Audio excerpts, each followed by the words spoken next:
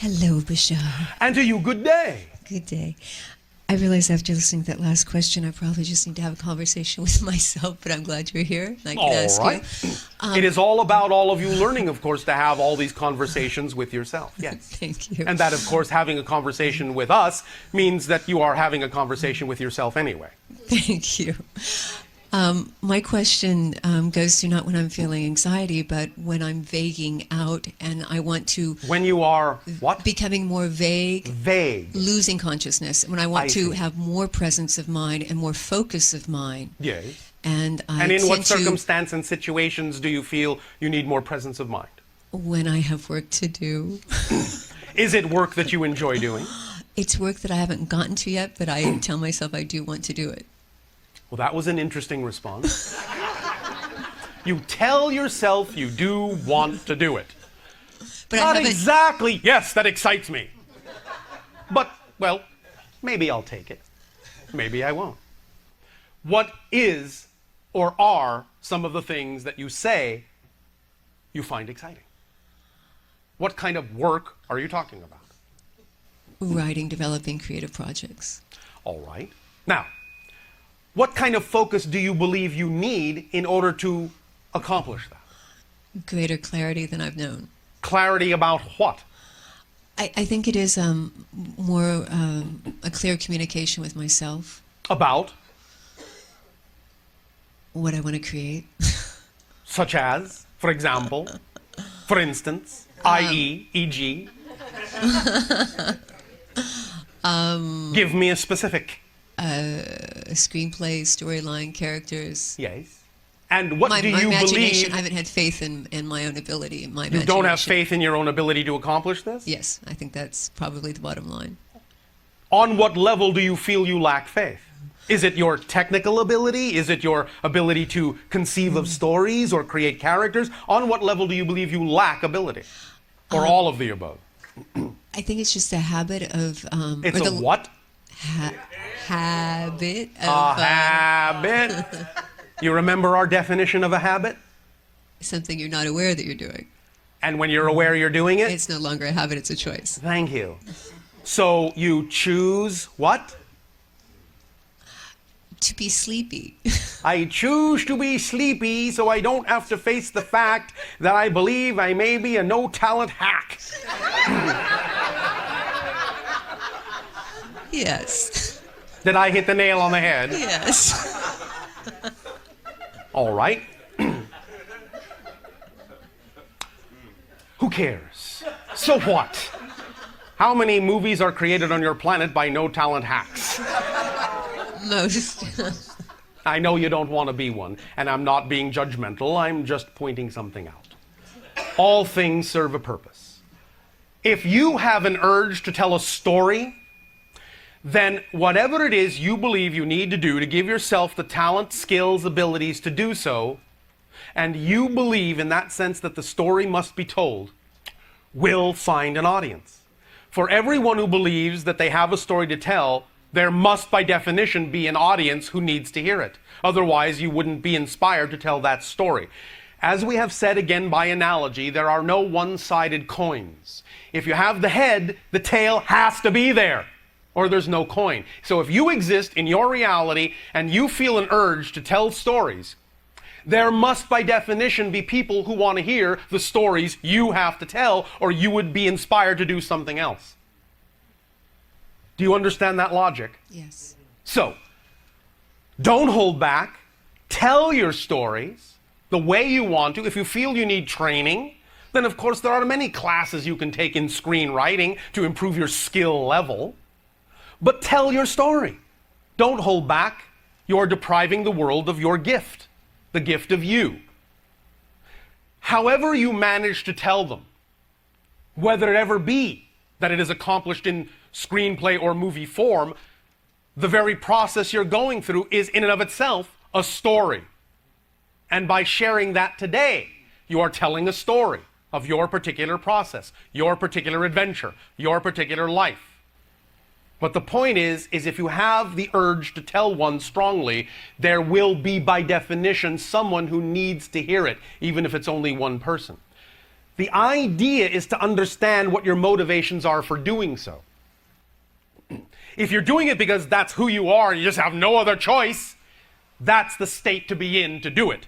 If you're doing it because, well, if I make movies, I'm going to have fame and glory and cars and houses, then you may not really be focused on the idea of the real reason to tell the story. You may be, in your language, putting the cart before the horse, getting the details ahead of the whole picture.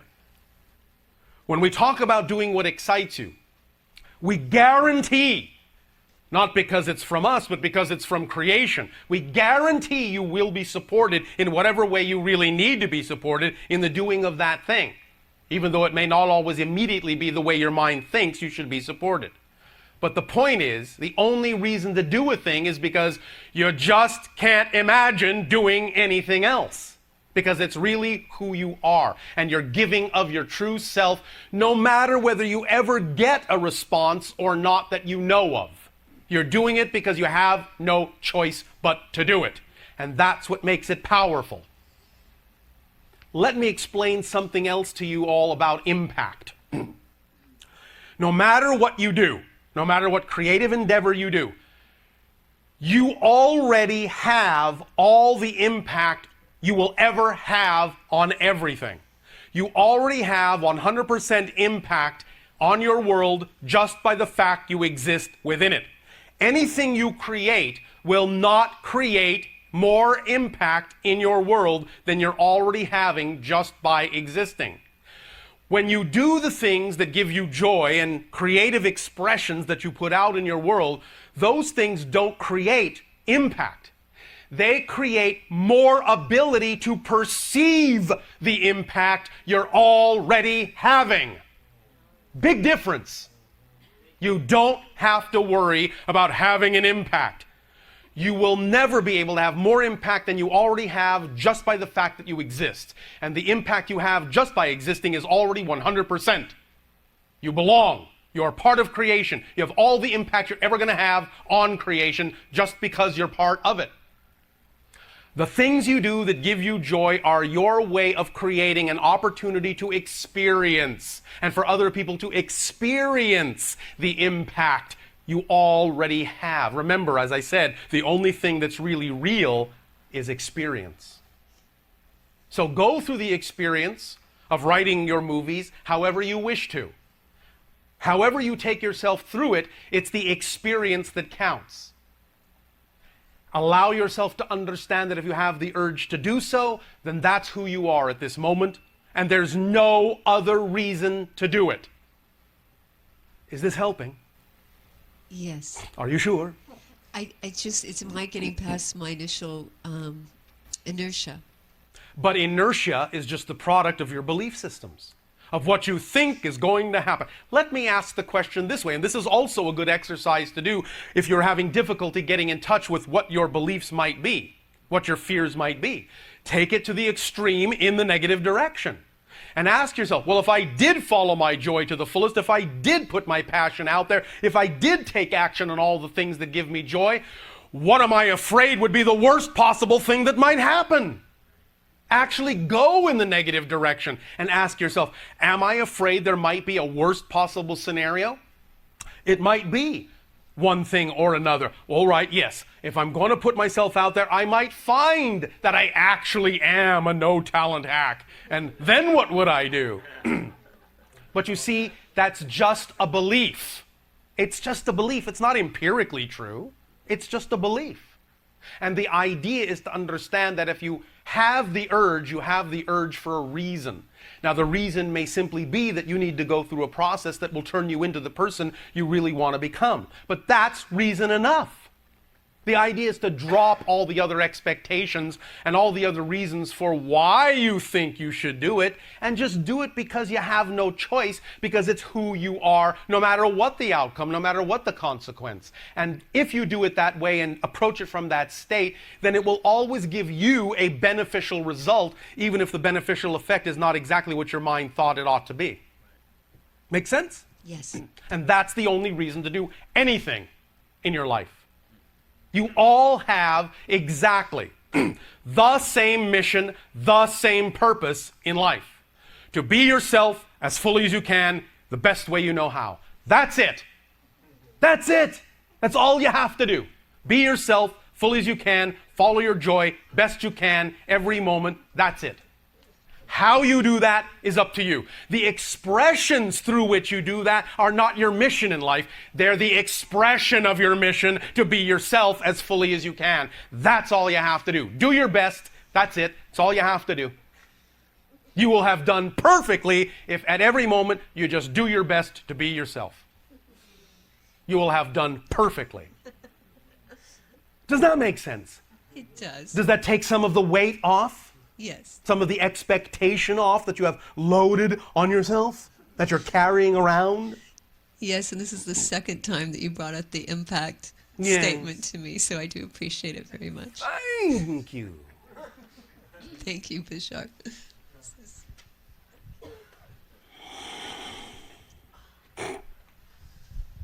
I have 2 or 3 questions, if I may. Please. We will see. But first of all, what happened to hello, good day? Greetings. I'm so pleased to be Thank here. you. Good day. Keep Very- it light. Keep it light. Remember, if you want enlightenment, just lighten up. Well, that's actually my question. Thank you. What's the next one then?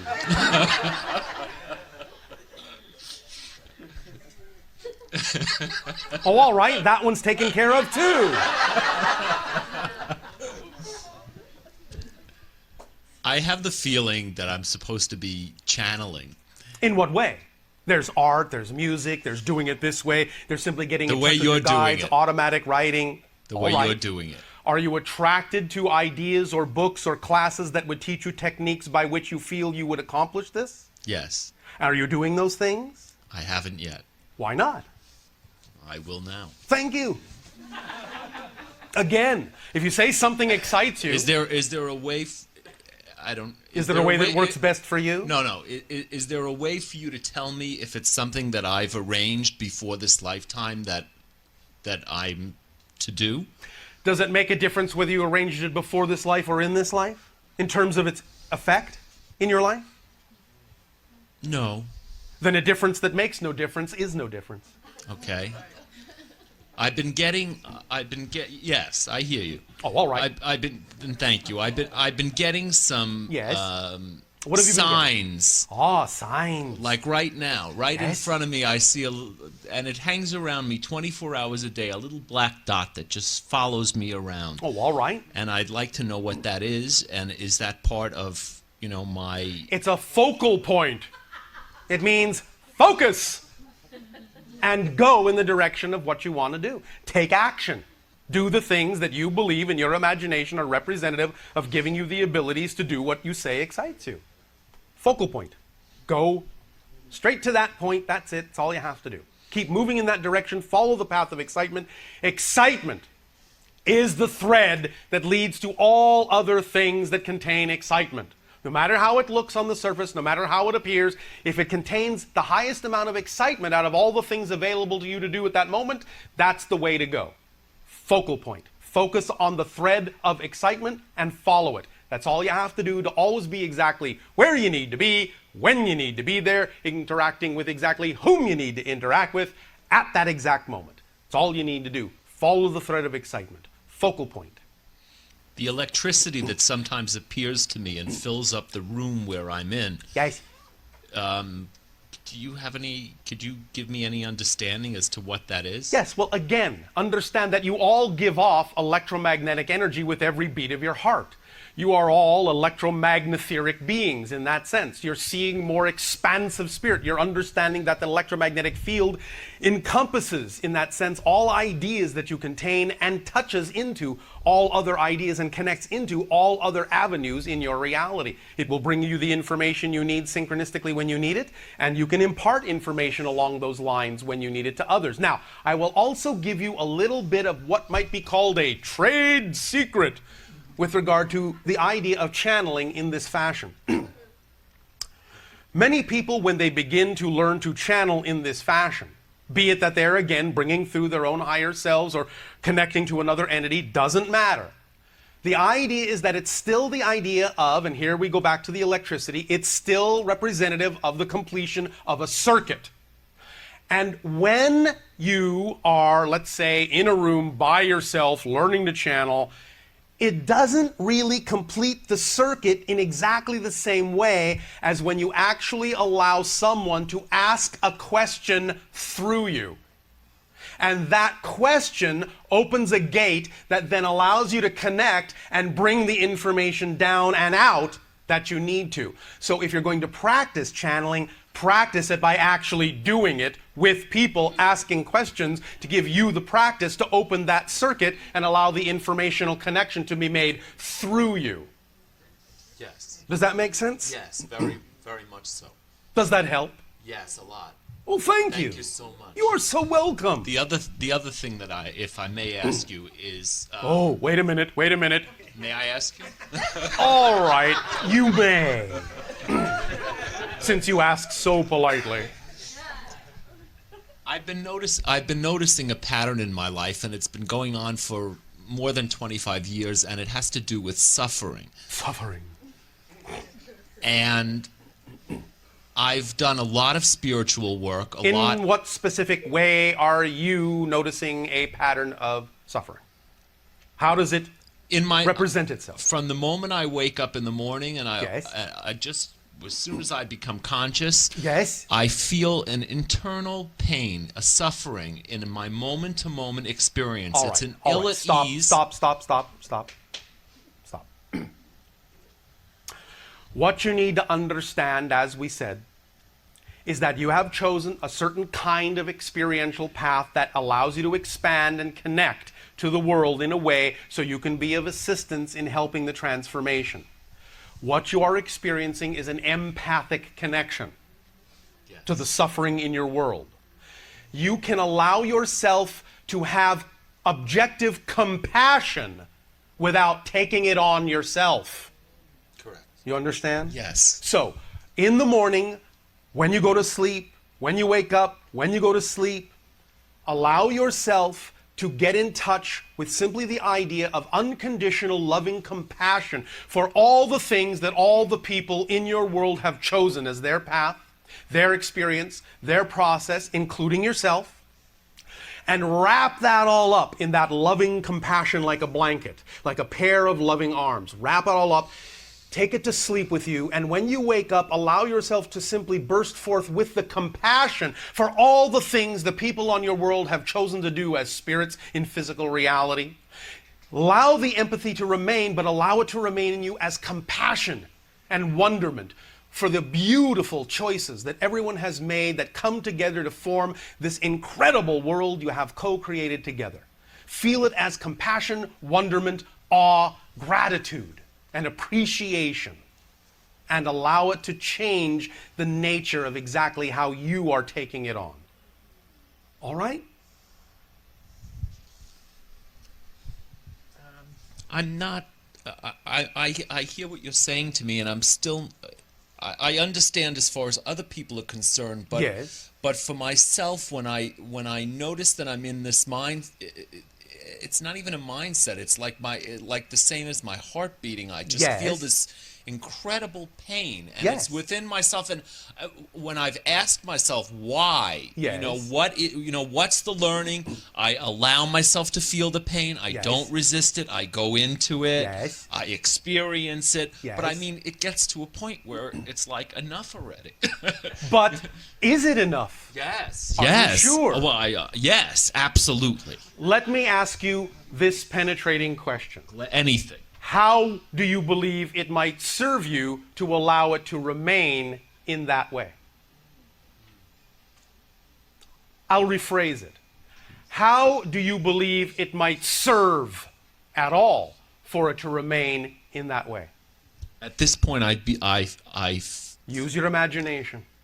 I feel I've gained all the wisdom there is to gain from it. Then it would stop. If that were true in your belief system, it would stop. Let's take what is for what is. Okay. If you're still waking up with it and you're still experiencing it, you obviously don't believe you've gotten everything out of it. So how, That's using your imagination, do you believe it still serves you to maintain that experience? Use your imagination.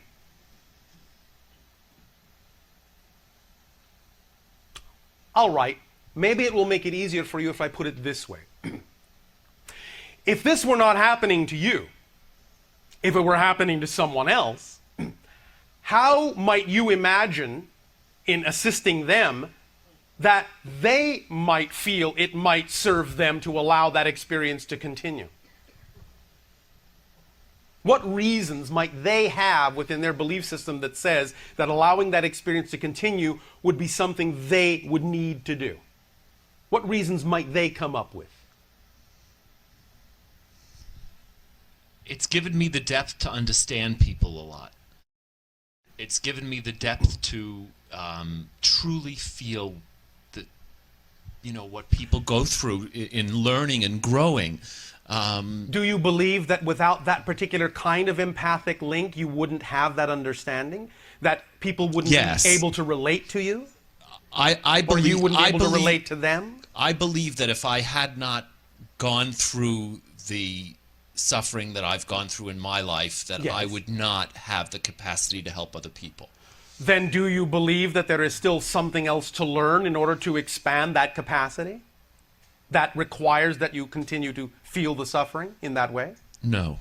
Are you sure? Yes. Then stop.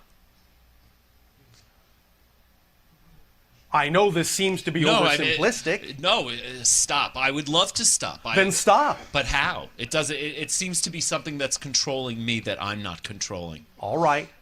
Now again, do you understand that's not possible?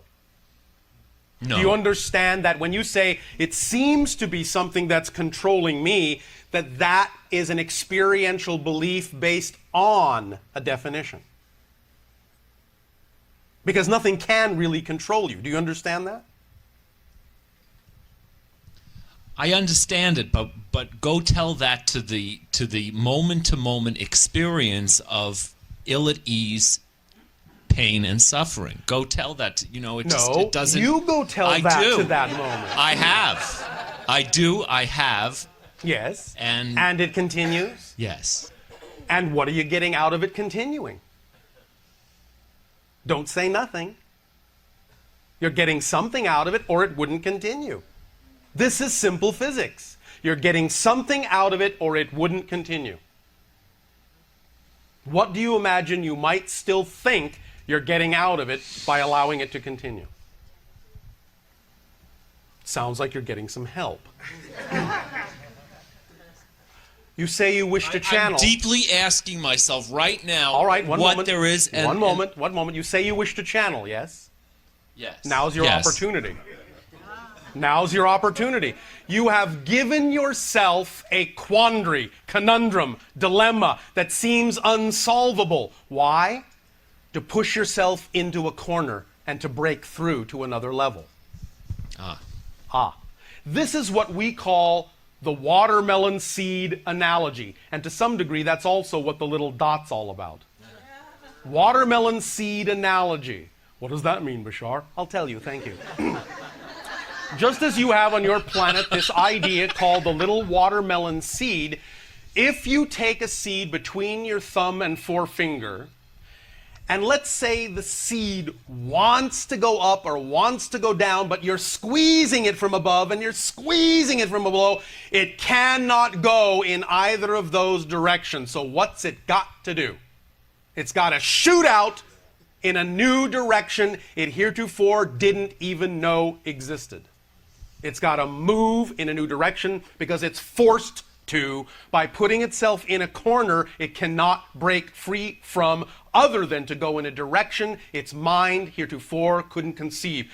And that's what you're trying to explore with regard to the idea of channeling. You're about to open up to a dimension of reality that you're uncertain of in terms of its qualities, quantities, and where it's going to take you.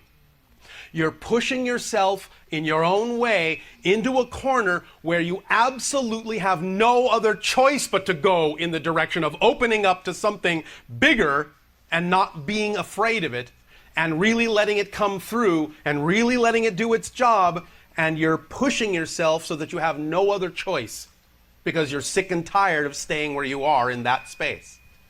Correct. So you're using it as a device to push yourself to a point where when you finally open to the idea of channeling, you will open much farther, faster, and wider than otherwise you would have. And what's it going to take for me to get to that point? Your willingness to actually do the channeling. I'm willing right now. When you go home, gather some friends, do it in the way you imagine you wish to do it, have them ask you the questions, and start the process going. Actually conduct a session. Yes. All right? Thank you so much. And then see what happens. Bless you, Master. Thank you. Bless you, Master. And bless you all. Please enjoy your refreshment break. We will continue and resume this communication after the period you call lunch. Good day.